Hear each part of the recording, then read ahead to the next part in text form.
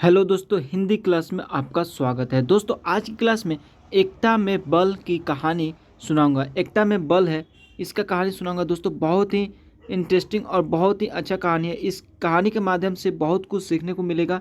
So last तक बने रहिए और कुछ सीखिए इस कहानी के माध्यम से। दोस्तों बिना क्लास को देरी किए चलिए क्लास को स्टार्ट करते हैं। एक एक वर्ड को पढ़ूंगा दोस्तों।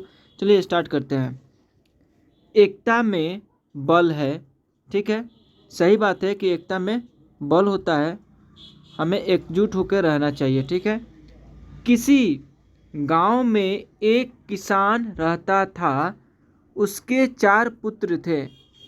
किसान बहुत ही मेहनती था। यही कारण था कि उसके सभी पुत्र भी अपने हर काम को पूरी मेहनत और ईमानदारी से किया करते थे। एक गांव की बात है। एक एक किसान के 4 पुत्र थे, यानी 4 लड़के थे। किसान है सो बहुत ही मेहनती था। इसी कारण से वो उसके चारों लड़के वो भी मेहनत करते थे। लेकिन परेशानी यह थी कि क्या परेशानी थी? देखिए, परेशानी यह थी कि किसान के सभी पुत्रों की आपस में बिल्कुल भी नहीं बनती। अब किसान के जो 4 पुत्र थे वो उनके आपस में बिल्कुल नहीं बनता था, ठीक है। आपस में हमेशा लड़ाई झगड़ा करते रहते थे। वो सभी छोटी छोटी बात पर आपस में लड़ते झगड़ते रहते थे। अपने पुत्रों के इस झगड़े को लेकर किसान बहुत परेशान रहता था। किसान ने कई बार अपने पुत्रों को इस बात के लिए समझाने का प्रयास किया। कई बार समझाने का प्रयास किया अपने चारों पुत्र को, चारों लड़कों को, कि आपस में लड़ाई झगड़ा नहीं करने चाहिए। लेकिन उसकी बातों का चारों भाइयों पर कोई असर नहीं होता था। लेकिन उसके जो चारों भाई थे वो एक दूसरे पे कोई भी असर नहीं पड़ता था, कितना भी किसान समझा ले। धीरे धीरे किसान बूढ़ा हो चला। धीरे धीरे उसका उम्र गिर गया, वह बूढ़ा हो गया। लेकिन उसके पुत्रों के आपसी झगड़ों का, आपस में जो लड़ाई झगड़ा करते थे उस झगड़ों का सिलसिला खत्म नहीं हो रहा था, ठीक है। आपस में जो लड़ाई झगड़ा कर रहे थे वो खत्म होने का नाम नहीं ले रहा था। ऐसे में एक दिन किसान ने एक तरकीब निकाली और पुत्रों के झगड़ने की इस आदत को दूर करने का मन बनाया। और उसने मन बनाया कि इस झगड़ा को कैसे दूर किया जाए, क्योंकि ये हमेशा झगड़ा आपस में ही करते रहते हैं। आप उसने अपने सभी पुत्रों को आवाज़ लगाई और अपने पास बुलाया। किसान की आवाज़ सुनते ही सभी पुत्र अपने पिता के पास पहुंच गए। उन्हें समझ नहीं आ रहा था कि अब आवाज़ देकर किसान है सो अपने लड़कों को बुलाता है अपने पास, और उन्हें नहीं समझ में आ रहा था लड़कों को, चारों भाइयों को, कि आखिर क्यों पिताजी बुलाए हैं।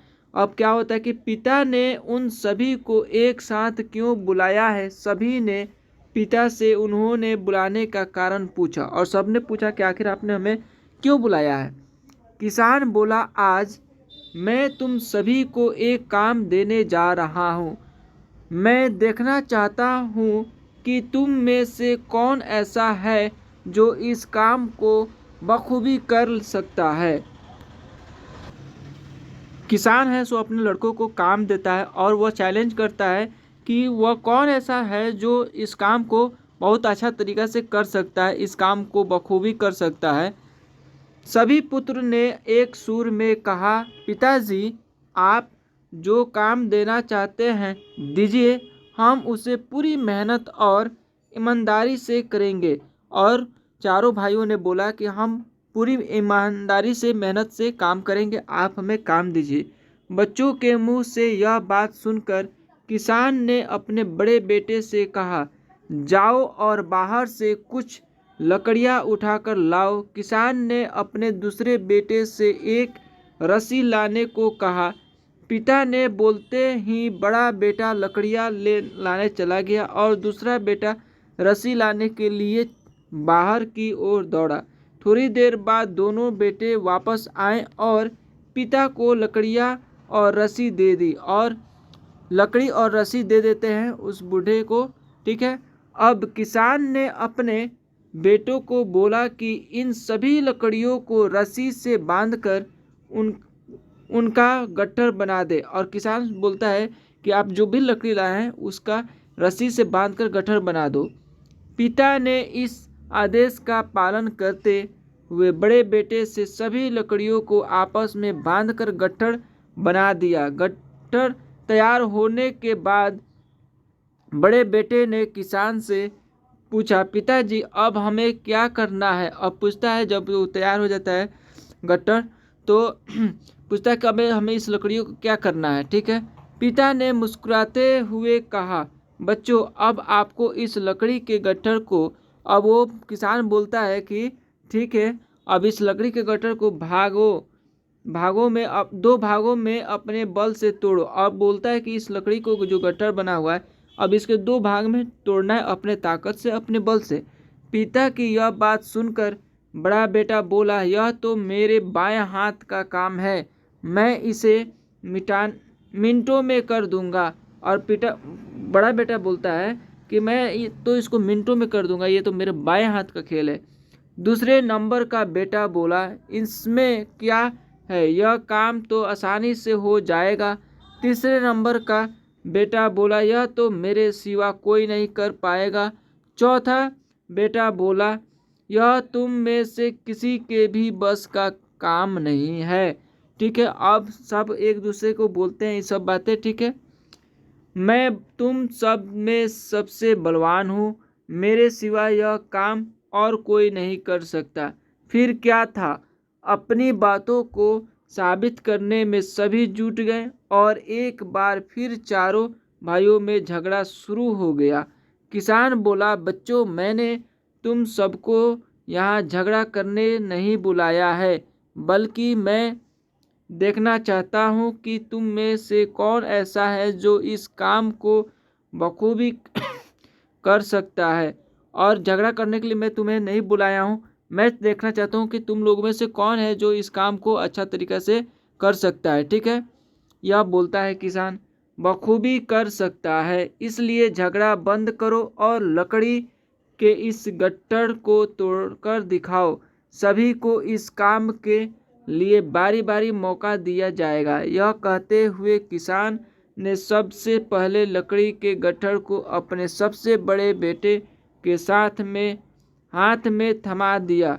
बड़े बेटे ने गट्ठर को तोड़ने का बहुत प्रयास किया, लेकिन उसे तोड़ पाने में असफलता रहा। ठीक है, वह बहुत प्रयास किया बड़ा बेटा, लेकिन वह तोड़ नहीं पाया गट्ठर को। असफल होने के बाद बड़े बेटे ने दूसरे नंबर के बेटे को वह लकड़ी का गट्ठर थमाते हुए कहा कि भाई मैंने प्रयास कर लिया, यह काम मुझसे नहीं हो पाएगा, तुम ही कोशिश करके देख लो।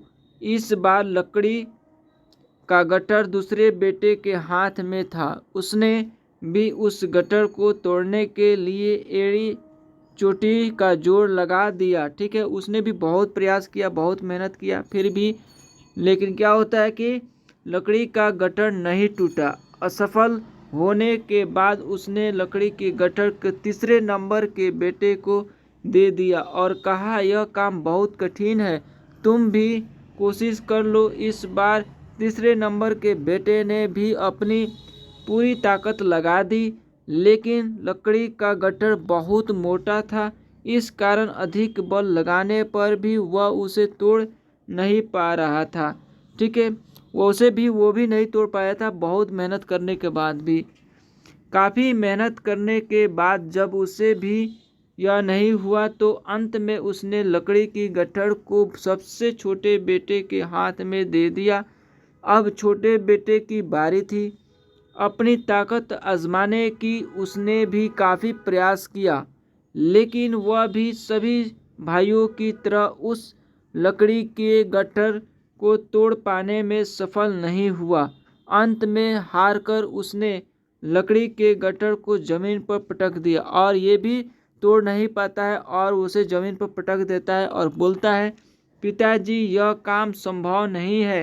किसान मुस्कुराया और बोला, बच्चों अब आप इस गट्ठर को खोलकर इसकी लकड़ियों को अलग कर लो और फिर उसे तोड़ने का प्रयास करो। चारों भाइयों ने ऐसा ही किया और बोलता है कि अब जब ये चारों बेटे हार मान जाते हैं, नहीं टूटता है गट्ठर, तो ये बोलता है कि ठीक है, इस लकड़ी के गट्ठर को खोलो और उसमें से चारों लकड़ियाँ उठाओ और उसे वापस तोड़ने की कोशिश करो। अब क्या होता है कि इस बार सभी ने एक एक लकड़ी अपने हाथ में ले ली और एक एक लकड़ी है जो अपने हाथ में ले लेते हैं और आसानी से उसे तोड़ दिया और बहुत ही आसानी से तोड़ दिया, बहुत मेहनत नहीं करना पड़ा। किसान बोला, बच्चों आप चारों भी इन्हीं लकड़ियों के समान हो।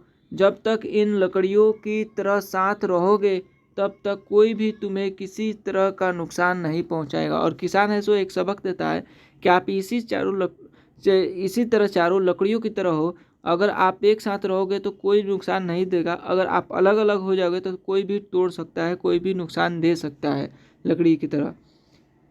लेकिन अगर तुम लोग लड़ते झगड़ते रहोगे तो इन अकेली लकड़ियों की तरह आसानी से टूट जाओगे और इस लकड़ी के जैसे तुम आसानी से तोड़ दियो अकेली लकड़ी को, उसी तरह आसानी से तुम्हें भी नुकसान होगा, कोई ना कोई तोड़ देगा, ठीक है, नुकसान होगा। किसान की यह बात सुनकर अब सभी बच्चों को समझ आ गया था कि पिता उन्हें क्या समझाना चाहते हैं।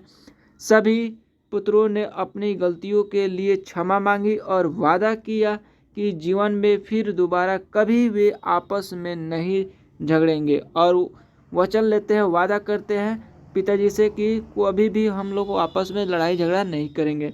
दोस्तों इस कहानी से क्या शिक्षा मिली, आइए देखते हैं। एकता में बल कहानी हमें बताती है कि एकता ही सबसे बड़ी ताकत है। एकता ही सबसे बड़ी ताकत है। अगर हम आपस में एकजुट होकर रहेंगे तो कोई भी मुश्किल क्यों ना आ जाए उसका सामना साथ मिलकर आसानी से किया जा सकता है। अगर कोई भी कठिन समस्या आ रहा है तो उसका सामना आसानी से साथ में किया जा सकता है मिलकर। वहीं अगर हम एक दूसरे से लड़ेंगे और अलग अलग रहेंगे तो छोटी से छोटी तकलीफ भी ज़िंदगी भर भारी पड़ सकती है। अगर अलग अलग रहेंगे तो छोटी से छोटी तकलीफ भी आएगी तो बिखर जाएंगे, टूट जाएंगे, वह ज़िंदगी भर सताएगी, ज़िंदगी भर भारी पड़ सकती है। ठीक है दोस्तों, इस कहानी के माध्यम से हमें यह शिक्षा मिली। आप क्या सीखे, आपको क्या शिक्षा मिली, आप प्लीज़ कमेंट करके बताइए कि आपको कहानी कैसा लगा। और मिलते हैं अगले क्लास में, तब तक के लिए जय हिंद, जय भारत। अगर चैनल पर आप नए हैं तो प्लीज़ चैनल को सब्सक्राइब करें और बेल आइकन दबा दें ताकि इस टाइप का इंटरेस्टिंग कहानी आपको मिलता रहे।